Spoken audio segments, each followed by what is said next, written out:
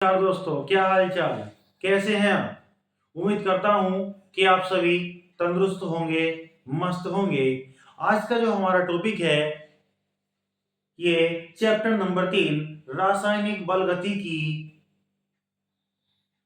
इस चैप्टर से हमने एक प्रश्न लिया है प्रथम कोटि की अभिक्रिया का व्यंजक। तो देखिए इसको सरल भाषा में समझाते हैं। प्रथम कोटि की अभिक्रिया का व्यंजक, इसकी परिभाषा, जिस अभिक्रिया का वेग अभिकारक की सांद्रता की प्रथम घात के समानुपाती होता है प्रथम कोटि की अभिक्रिया कहलाती है। देखिए अभिक्रिया का वेग अभिकारक की सांद्रता। अब हमारे पास यहां पर एक समीकरण मानी हमने, ए उत्पाद। जैसा कि आपको दिखाई दे रहा होगा कि ये हमारे पास ए अभिकारक है और इससे हमारा उत्पाद बन रहा है। अब स्टार्टिंग में t बराबर जीरो लिया और यहां पर अभिकारक की सांद्रता हमारी कितनी रही होगी बच्चों, a। समय यहां पर परिवर्तित हुआ, t बराबर t। अभिकारक की सांद्रता a माइनस x। अब जैसा कि आपको परिभाषा में दिखाई दे रहा है कि जिस अभिक्रिया का वेग अभिकारक की सांद्रता की प्रथम घात के समानुपाती होता है, तो देखिए इसको यहां पर हम किस तरीके से लेंगे, dx अपॉन dt समानुपाती। अब यहां पर अभिकारक की सांद्रता कितनी है, a माइनस x है, a माइनस x प्रथम घात एक रही होगी, समानुपाती a होता है। अब इसको अगले स्टेप में हम चलेंगे, dx अपॉन dt समानुपाती से हटाएंगे और यहां पर एक स्थिरांक जुड़ेगा k, a माइनस x घात 1 है। इस तरीके से इसका मतलब क्या हो गया, a माइनस x। इसको समीकरण नंबर 1 डालेंगे। अब dx अपॉन x, यहां x वाला पद k की गुणा में है तो यहां पर जाएगा आपका भाग में, dx upon a minus x बराबर k into D T, cross multiply. k क्या है, स्थिरांक। k क्या है यहां पर, स्थिरांक। समीकरण नंबर 2, समीकरण 2 का समाकलन करने पर, समीकरण 2 का समाकलन करने पर, समीकरण 2 का देखिए समाकलन करेंगे, minus log base E a minus x बराबर के टी के सापेक्ष से मान लो हो गया टी, के टी प्लस सी। जब समाकलन करते हैं तो अपने पास से कचर पद यहां पर जोड़ते हैं। अब इसके आगे जब हम चलेंगे, यदि t बराबर 0, क्या लिया, t बराबर 0, यहां से स्टार्टिंग में जैसे लिया था तो हमारा x भी यहां पर क्या हो जाएगा बच्चों, 0 हो जाएगा। तो देखिए अब इस समीकरण को हम क्या देते हैं, तीसरा समीकरण दे देते हैं। इस समीकरण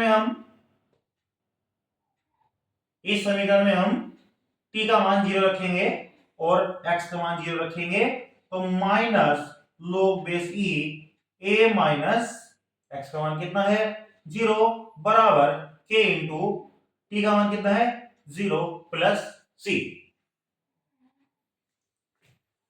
अब देखिए यहां पे कर देते हैं, माइनस के log base E minus log base E a बराबर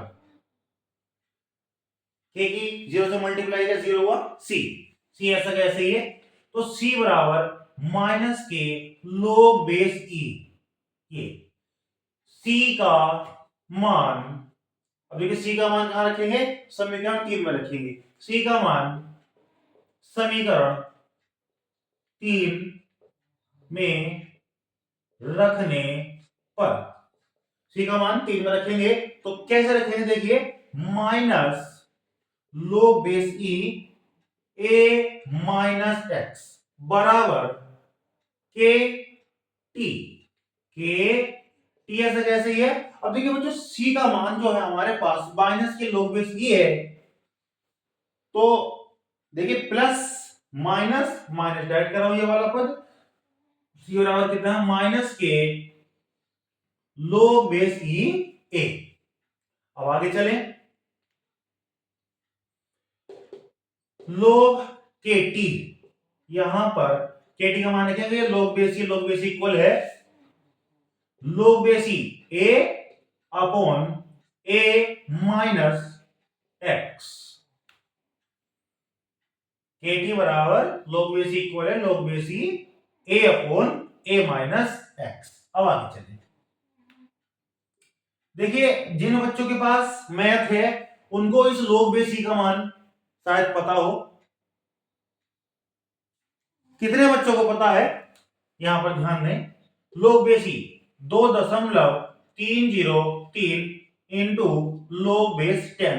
log बेस ई का मान बच्चों क्या होता है 2.303 इंटू log बेस 10, कितने का मान इतना इंटू ए अपॉन ए माइनस एक्स। अब k बराबर 2.303 बटे टी यहां है गुणा में भाग में जाएगा इंटू log बेस 10 ए अपॉन ए माइनस एक्स। समीकरण नंबर इसको डालेंगे बच्चों 4। समीकरण 4 प्रथम कोटि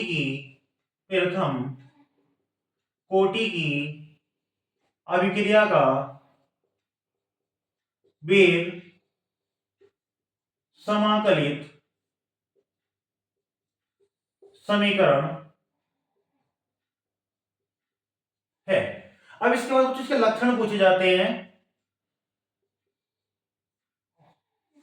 देखिए एक बार फिर समझा रहा हूं इसको, जिस अभिक्रिया का वेग अभिकारक की सांद्रता की प्रथम घात के समानुपाती होता है प्रथम कोटि की अभिक्रिया कहलाती है। ए उत्पाद, ये क्या होता है बच्चों अभिकारक होता है और ये उत्पाद, यानी कि अभिकारक से क्या बन रहा है उत्पाद बन रहा है। t बराबर 0 पर अभिकारक की सांद्रता ए है और जब समय परिवर्तित हुआ t बराबर t तो अभिकारक की सांद्रता कितनी होगी मेरे प्यारे बच्चों a माइनस एक्स। यहां ये बताया गया कि प्रथम घात के समानुपाती है dx dt समानुपाती है a माइनस एक्स, जो अभिकारक की सांद्रता थी प्रथम घात ये रही उसके समानुपाती हो गया है dx dt बराबर समानुपाती हटा तो यहां पर एक अचर पद हमने यहां से रखा k a minus x a minus x घात 1 है तो क्या हो गया a माइनस एक्स समीकरण नंबर 1। अब ये x वाला जो फैक्टर है वो इसके नीचे जाएगा dx upon a minus x बराबर cross multiply k into dt समीकरण नंबर 2। k स्थिरांक है जैसा कि यहां पर आया है। अब समीकरण 2 का हमने क्या किया समाकलन किया। मैथ वाले बच्चे भली भांति जानते हैं, बायो वाले बच्चे भी इतना भारी नहीं है, एक बार समझ लगे तो याद हो जाएगा। माइनस के log base he a minus x, इसका समाकलन किया बराबर ऐसा कैसे ही है k रहा, यहां पर 180 के सापेक्ष का समाकलन हो रहा है तो बन का हो गया t प्लस, जब समाकलन करते हैं तो एक अचर पद अपने पास से जोड़ते हैं जैसे कि हमने यहां पर दिखाया है c।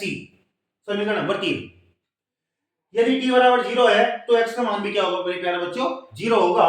और यहां पर समीकरण नंबर 3 में हमने t 0 और x 0 रखेंगे। देखिए माइनस के log base e a minus x ऐसा ऐसे ही है बराबर का निशान ये रहा कि a माइनस एक्स है ना तो x का मान हमने 0 रखा बराबर ये रहा k t का मान कितना है 0 प्लस c। आगे चले तो ये बचा माइनस का log बेस e a 0 है ये खत्म हो गया ये रहा ये 0 हो गया तो c बराबर क्या बचा आपका माइनस के log बेस a, जैसा कि आपको यहां पर दिखाई दे रहा होगा।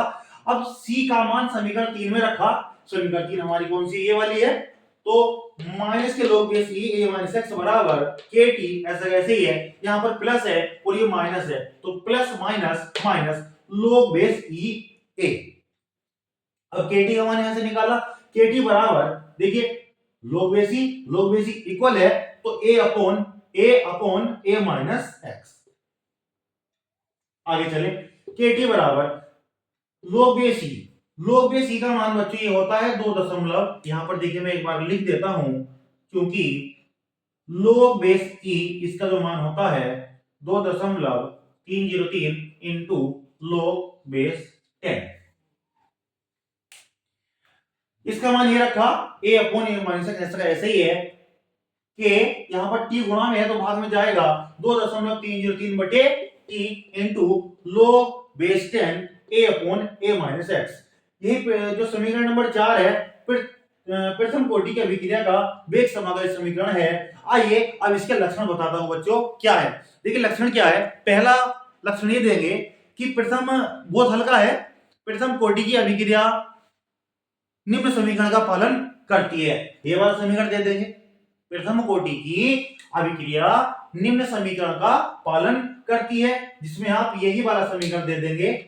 पहला लक्षण हो गया बच्चों। अब प्यारे बच्चों दूसरा समीकरण जो आता है, प्रथम कोटि की अभिक्रिया को पूर्ण होने में अनंत समय लगता है, अर्थात यह कभी पूर्ण नहीं होती। दो लक्षण आपको मैंने बताए हैं। एक लक्षण और है प्यारे बच्चों, प्रथम कोटि की अभिक्रिया के लिए वेग और वेग स्थिरांक की इकाई वो अलग अलग होती हैं। कौन कौन सी होती हैं प्यारे बच्चों, ध्यान से सुनना, कॉपी पेंसिल ले ले।